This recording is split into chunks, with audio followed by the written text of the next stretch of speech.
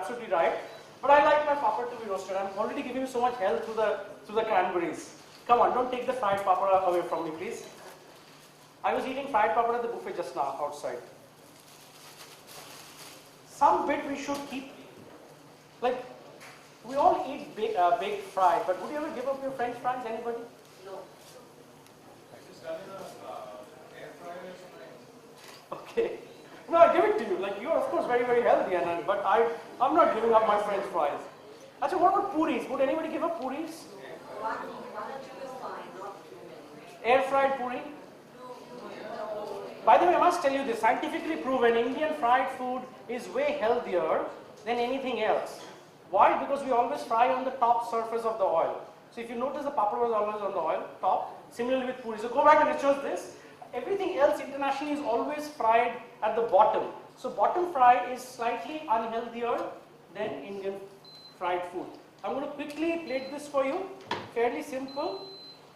Chef, are you using the sweet cranberries? Ma'am, I've used both the sweet and the tart because I want a balance of the sweet sourness. As we discussed also in the previous forum, we're constantly talking about, fantastic chef, thank you. We're constantly talking about the sweet sourness, incorporation of sweet and sourness. So, okay, where's the recipe now? Let's quickly assemble. Was there any lettuce on it? Fresh basil. Okay. So basically, it's nothing but you bring your papad like that, and then you put. Will you run and give me a few spoons and stuff? Just get some of the two chefs here will get some. So I'm going to put a bit of that, like that. Very, very simple, quick recipe. I think we have feta on top of it, right? There you go, another layer of that.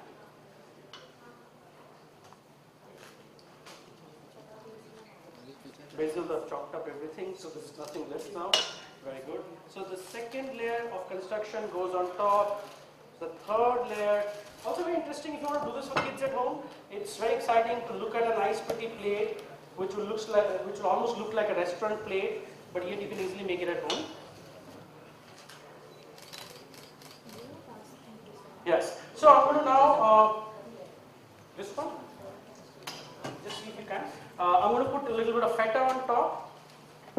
Chef, I need a few spoons from the buffet, like regular spoons and forks.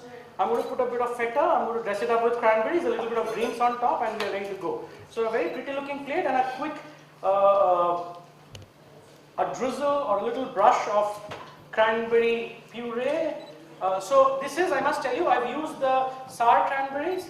I have rehydrated them in simmering water for an hour. So this is a very interesting technique. That's how you could replace anything. So it could become your imli at home. This could become your kokum at home. You could make your sour curries and sauces with this, gravies with this. I've used this in all format and it's worked beautifully for me.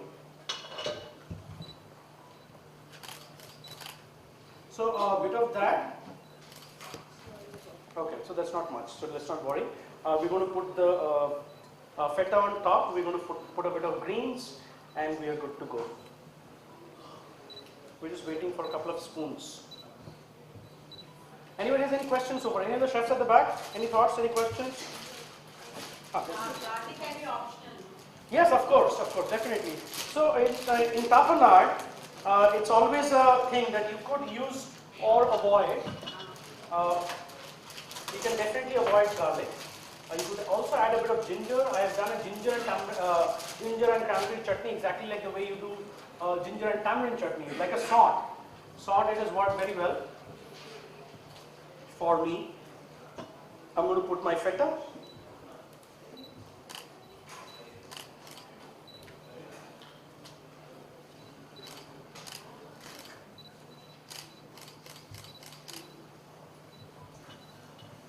And I'm going to do a bit of the red cranberries. We've been talking about the color all day long. Pretty much like a papad with, my God, somebody some shutter speed. It's going on at 1 by 1500, 1 by 3000. What is the speed, sir? Constantly going cut. It's ready? Yes. So that's the first plate, which is primarily using both the variants of cranberries. right for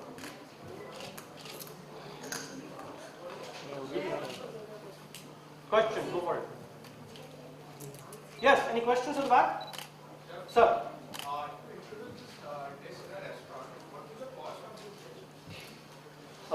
Good question. You want a sale price to be suggested, or you want a cost price? Cost price? Okay, so cranberries are coming at different prices. Is Keith or anybody here from the? What is the current price? The SAR and the. We can move the. Go for it. So what is the price? So I said it really depends on the customer. If the customer needs a few grams, a few kilograms, then what's the price from the upward of 500 rupees a kilogram. 1,000 a kilogram? Between 500 and 1,000. But if the demand is higher, then the price of course. So 1,000 a kilogram, we've used about 50 grams of cranberries on this particular recipe. So that's what, 50 rupees. Rest of it would be just the papad. It doesn't really cost much. Bit of feta cheese. You could do feta, you could do crumbled paneer, you could do any other cheese. If you like your Amul or home cheeses, you could use that.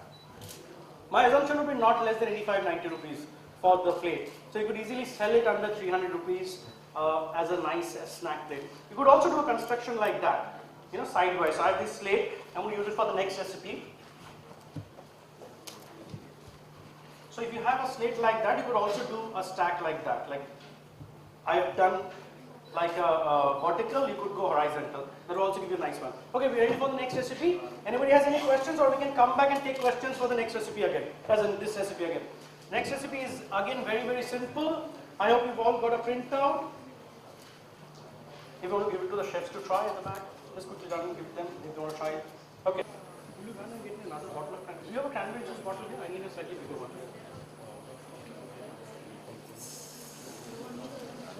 Just see if you can. A bit of balsamic vinegar.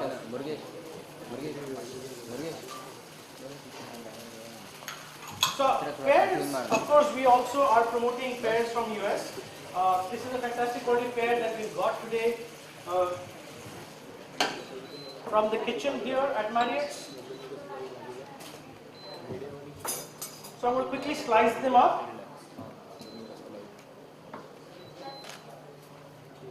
Yeah.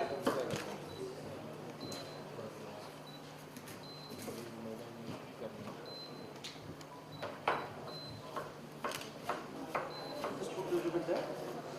So quickly reduce the pears with the balsamic. Yeah, that's good enough. So pears, poached pears. Just see the balsamic glaze is doing well. On the next one.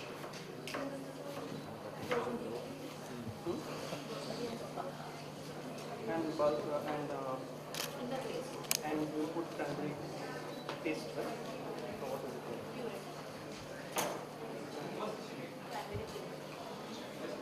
I'm going to use a bit of rosemary. Cranberries.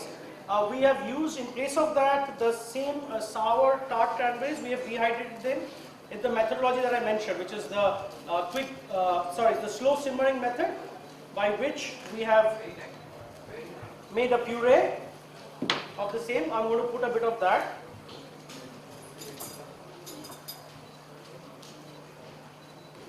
So can anybody see this? I don't know if you can focus on this one, please. If the camera can focus on that.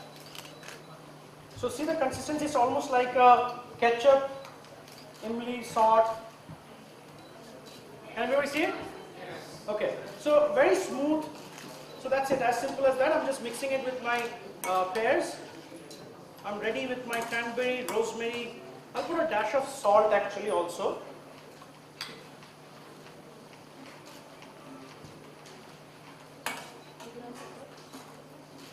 Yes, good. A little bit of pepper, thank you.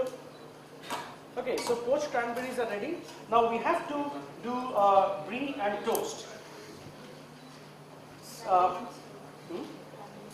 And the cranberry mustard. So we'll use another pan to do the cranberry mustard. This is done.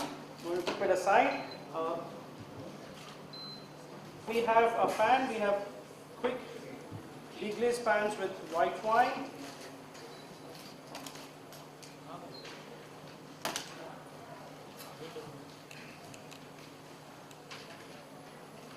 Bit of the cranberries.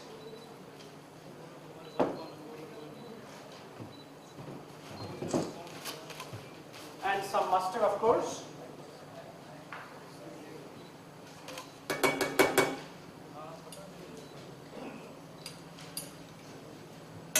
So you can also see it's very versatile. We are using it different components. We used it for an appetizer, which was the nachni stack. Now I'm doing a nice European bistro style brie, baked brie in breads with the cranberry mustard sauce. So it also kind of incorporates itself in different ways. So you can take it off from this section. Just take a tray and take it out. Or take a bowl and take it out. Put all that in the bowl only. Yeah? So just move that out section out. So saying that is the bread with brie. I'm going to quickly toast my bread on a tawa. Chef, I have asked for a little extra brie. Brie cheese.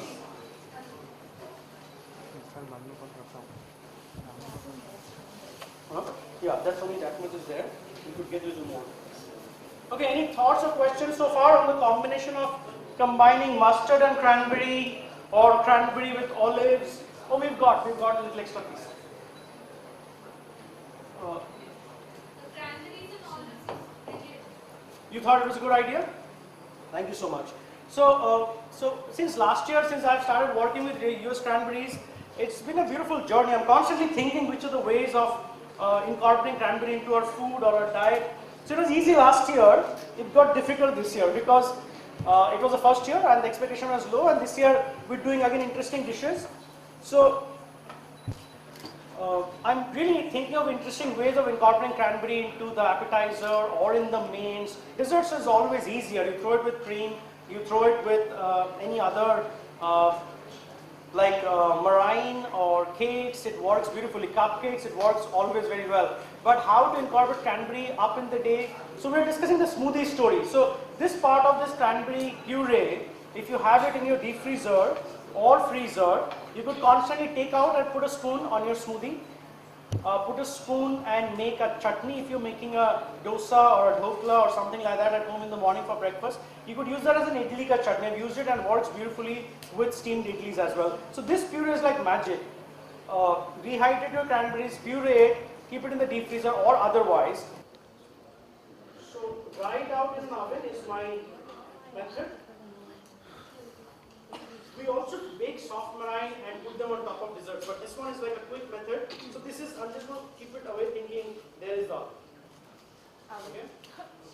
Yes, good question, right? We're trying to raise something, so you can use air. So egg white, beating egg white is incorporating air. That's mechanical raising. What is chemical raising? Anybody? Escape. So it will not really have any effect on the final product.